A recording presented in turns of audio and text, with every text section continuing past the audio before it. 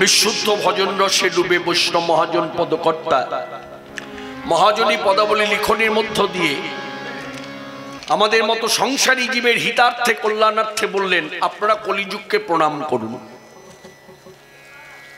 তাহলে এটা একটা শিক্ষাদান।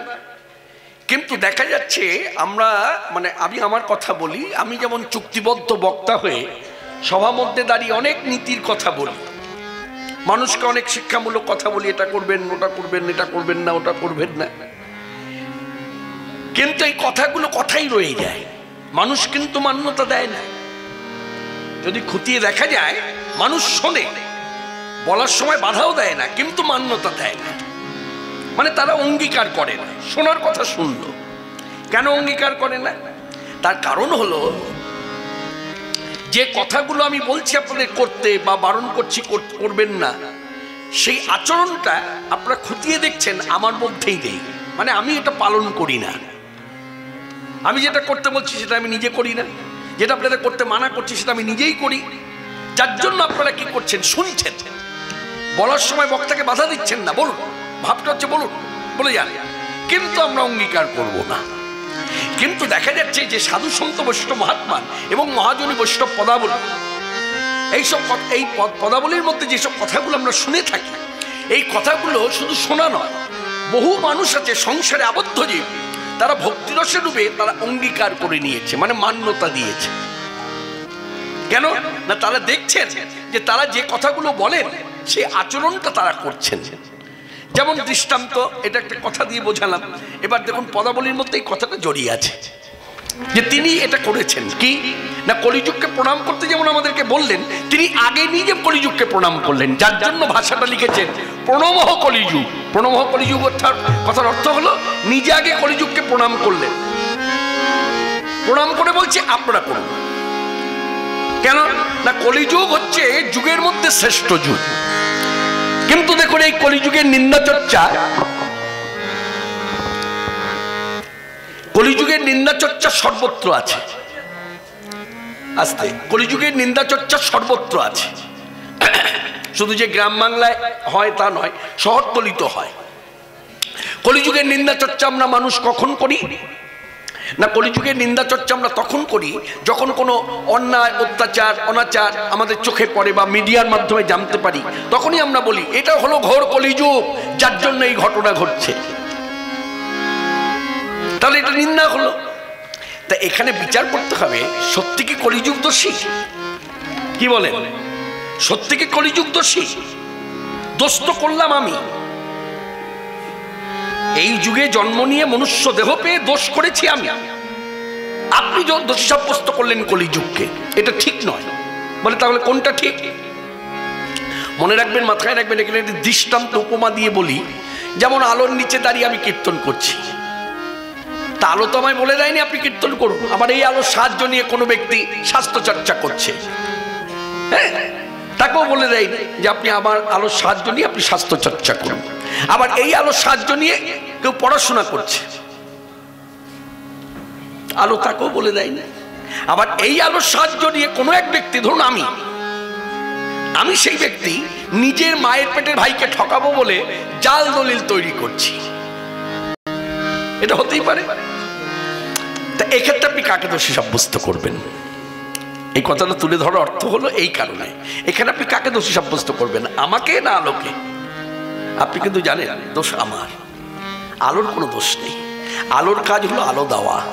আলোটাকে কি কি কাজে আমরা মানুষ ব্যবহার করবো, সেটা আমাদের প্রত্যেকের একটা ইচ্ছা শক্তি কাজ করে। এই ইচ্ছা শক্তির দ্বারা মানুষই ভালো কাজ করে, মানুষই খারাপ কাজ করে। তাহলে সেক্ষেত্রে কেন কলিযুগ দোষী সাব্যস্ত হবে? তাই বলছে ধন্য কলিযুগ, ধন্য কলিযুগ, ধন্য, চিরকাল ধন্য হয়েই থাকবে। আমরা দেখে গেলাম ধন্য, আমাদের পরবর্তী প্রজন্ম তারাও ধন্য বলবে, আবার তার পরবর্তী প্রজন্ম তারাও ধন্য বলবে। কেন? কলিযুগের কোনো দোষ নেই, শ্রেষ্ঠ যুগ কলিযুগ। কেন শ্রেষ্ঠ বলা হলো? হরিনাম সংকীর্তন যাহাতে প্রচার, হরিনাম সংকীর্তন প্রচার হয়েছে। তা এই হরিনামের কি মাধুরী! মনে রাখবেন, কলিযুগের শ্রেষ্ঠ সাধনা হরিনাম। কি বললাম মায়েরা? কলিযুগের শ্রেষ্ঠ সাধনা হরিনাম।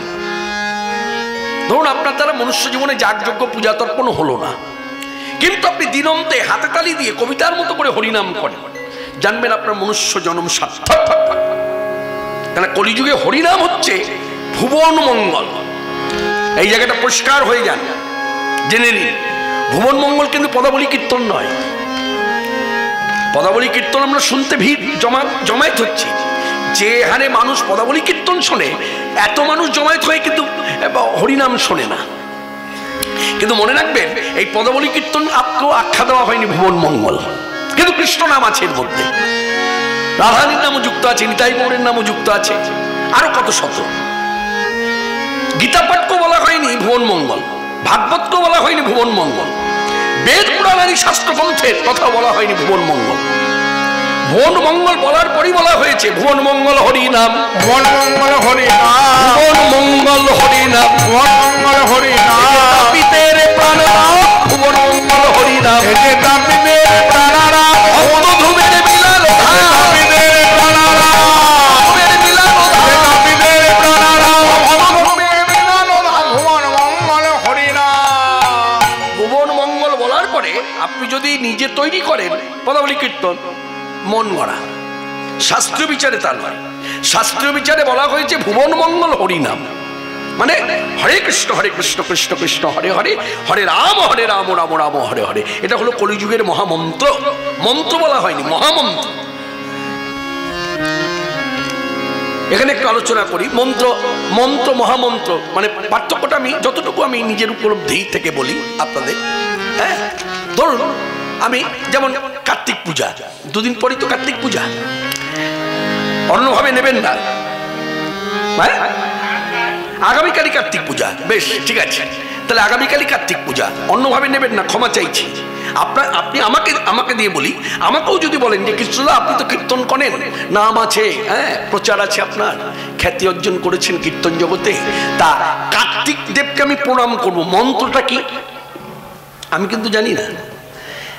কার্তিক দেবের প্রণাম মন্ত্র আমি কিন্তু জানি না। এইদিকে এও খুলে বলতে হবে, কৃষ্ণপাল আমার নাম, কৃষ্ণদা বললাম, চাঁদ যেমন সবার মামা, আমিও তেমনি সবার দাদা।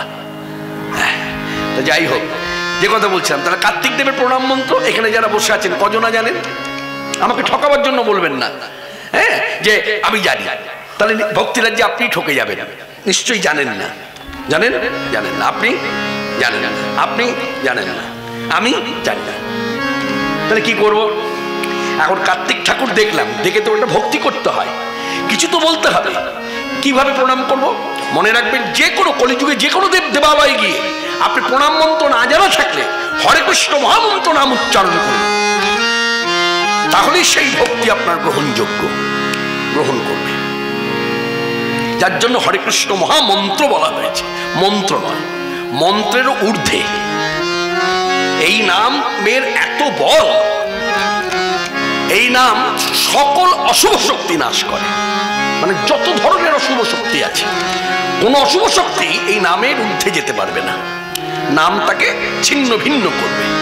যার জন্য হরিনাম আশ্রয় করেছে পাশ্চাত্য দেশের মানুষ। লক্ষ্য করুন, আপনারা তো ইস্কনে যান, গিয়ে কি দেখতে পান? হ্যাঁ, দাঁড়িয়ে বসে, হ্যাঁ, বিদেশি সাধুরা তারা কি করছে? হরিনাম জপ করছে। কেন? তারা বুঝেছে, কথাটা অনুভব করেছে যে কলিযুগে শ্রেষ্ঠ সাধনা হচ্ছে হরিনাম। যার জন্য নদিয়ার পথে ঘুরে ঘুরে আমার প্রাণের প্রাণ নিতাই গৌর দুই ভাই হরিনাম প্রচার করেছে। পথে পথে নদী যায়,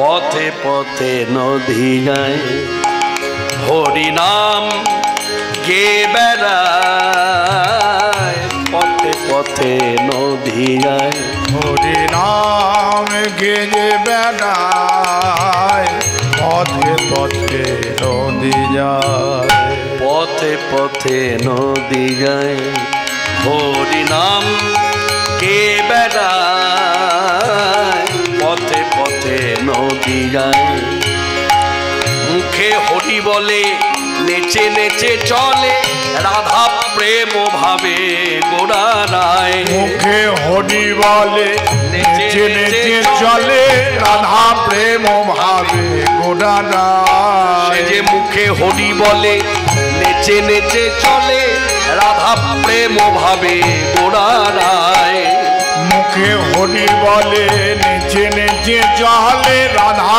প্রেম ভাবে গোরানা পথে পথে নদী যায় হরি নাম কে বেড়ায় পথে পথে নদী যায় রাধার প্রেমে পাগল পারা হয়ে দিশে হারা রাধার প্রেমে পাগল পারা খোঁজে দিশে হারা শ্রী রাধা প্রেমে পাগল পারা হয়ে দিশে হারা দুজনে শুধু বগে প্রেম বাণী ধারা নদীয়ার পথে প্রেমের ভিখারি নাম প্রেম বন্যায় জগৎ ভাষায় নদীয়ার পথে প্রেমের ভিখারি নাম প্রেম বন্যায় জগৎ ভাষায় পথে পথে নদী যায় হরি নাম কে বেড়ায় পথে পথে নদী যায় পথে পথে নদী যায় এই পথে পথে ঘুরে ঘুরে দাঁড়ে দাঁড়ে এই দাঁড়ে দাঁড়ে কথাটা অনুভব করতে হবে সেদিন কিন্তু আমরা তাদের দুয়ারে আসিনি তারা দুই ভাই আমাদের দুয়ারে এসেছিল এবং যেচে সেধে নাম দানে প্রেম দানে জগৎ মাতালো জগৎ ভাসালো তখনকার সময়ে এমন একটি মানুষ ছিল না যে নিতাই গৌর দুই ভাইয়ের প্রতি আকৃষ্ট হয়নি এমন একটি মানুষ ছিল না মেয়েরা তো আকৃষ্ট হলোই ছেলেরাও আকৃষ্ট হলো মেয়েরা আকৃষ্ট হলো ছেলেরাও আকৃষ্ট হলো জগতের সকল মানুষ আকৃষ্ট হলো সব শ্রেণীর মানুষ আকৃষ্ট হলো সকল জাতি আকৃষ্ট হলো তার উজ্জ্বল দৃষ্টান্ত আজকে আপনি গোটা পৃথিবীর দিকে তাকিয়ে যদি দেখেন তাহলে পৃথিবীতে এত দেশ তার মধ্যে 174 প্লাস এইদিকে কথার দিকে মন রাখুন 174 প্লাস মানে 174টি দেশের মানুষ ইতিমধ্যে ভগবান চৈতন্যদেবের যে মত আদর্শ তারা মেনে নিয়েছে তিনি বলেছেন হরিনাম করতে তারা হরিনাম করছে তারা তো করছে তার সঙ্গে আরো কয়েকটি দেশ ইতিমধ্যে যুক্ত হয়েছে এবং ভবিষ্যতে আরো হবে এমন একটি দেশ থাকবে না যে হরিনাম হয় না কারণ ভগবান চৈতন্যদেবের শ্রীমুখের বাণী তো মিথ্যা নয় তিনি তো শ্রীমুখে বলেছেন যে আসছে দিন অপেক্ষা করুন পৃথিবীতে আছে যত নগরাদি গ্রাম সর্বত্র প্রচার হইবে মধুর হরিনাম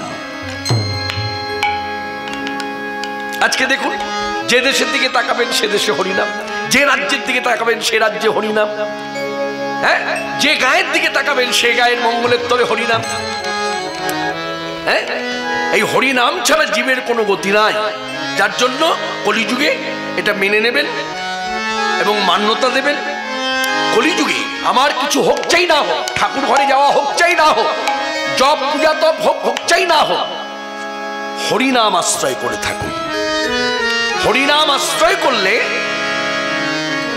সে ব্যক্তির যদি দীক্ষা নাও হয় হরিনাম আশ্রয় করে থাকলে সে ভবসিন্ধু পার হবে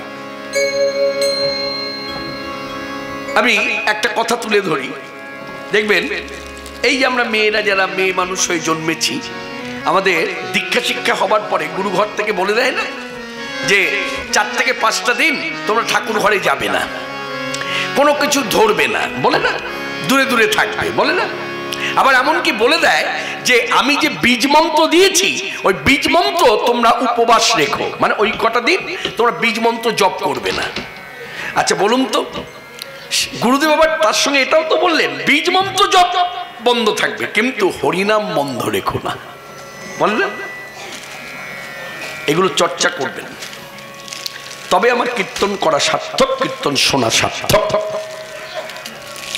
হরিনামকে মর্যাদা দিতে হবে অর্থাৎ রান্না করছেন কোথাও পথে চলছেন মাঠে চাষাবাদ করছেন বাজার হাটে দোকান করছেন যাই করুন যে ব্যবসার সঙ্গে কর্মের সঙ্গে যুক্ত থাকুন না কেন হরিনাম আশ্রয় করে থাকুন যার জন্য একটি প্রচলিত গান আছে যে গানটি আপনারা ইতিমধ্যে ইউটিউব চ্যানেলে শুনেছেন এই গানটি যিনি স্রষ্টা মানে সৃষ্টি করেছেন তার নাম হচ্ছে পূজ্যপাদ শিবানন্দগিরি মহারাজ। কথাগুলো খুব প্রাঞ্জল এবং খুব মর্মস্পর্শী, কিন্তু কত সহজভাবে মানুষকে বোঝালেন। পথ চলিতে আর বলিতে, পথ চলিতে আর বলিতে, পথ চলিতে আর বলিতে, পথ চলিতে আর বলিতে, তুমি গাহো গাহো কৃষ্ণ নাম, হরিনাম কৃষ্ণ নাম, গাহো গাহো কৃষ্ণ নাম, হরি নাম কৃষ্ণ নাম। পথ চলিতে আর বলিতে, পথ চলিতে আর বলিতে, শনে মুখে জানা রাত্রি, তুমি যে পথ যাত্রী,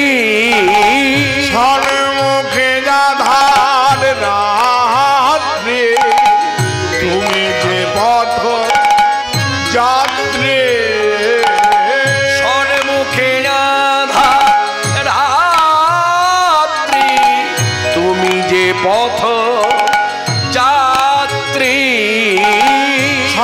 মুখে যাধার রাত্রি, তুমি যে পথ যাত্রী।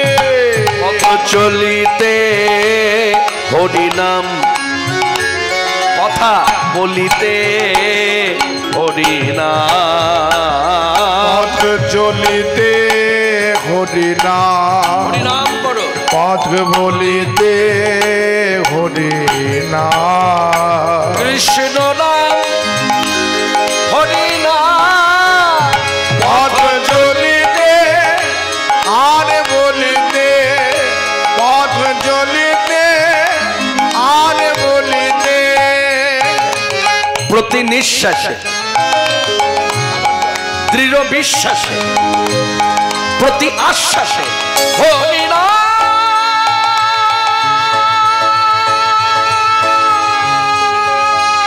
প্রতি নিঃশ্বাসে দৃঢ় বিশ্বাসে, প্রতি আশ্বাসে কহ হরি নাম, প্রতি নিঃশ্বাসে দৃঢ় বিশ্বাসে প্রতি আশ্বাসে কাহ হরিনাম, প্রতি নিঃশ্বাসে দৃঢ় বিশ্বাসে, প্রতি আশ্বাসে কহ হরি নাম, তুমি গাহ গাহ হরিনাম, তুমি গাহ গাহ হরিনাম,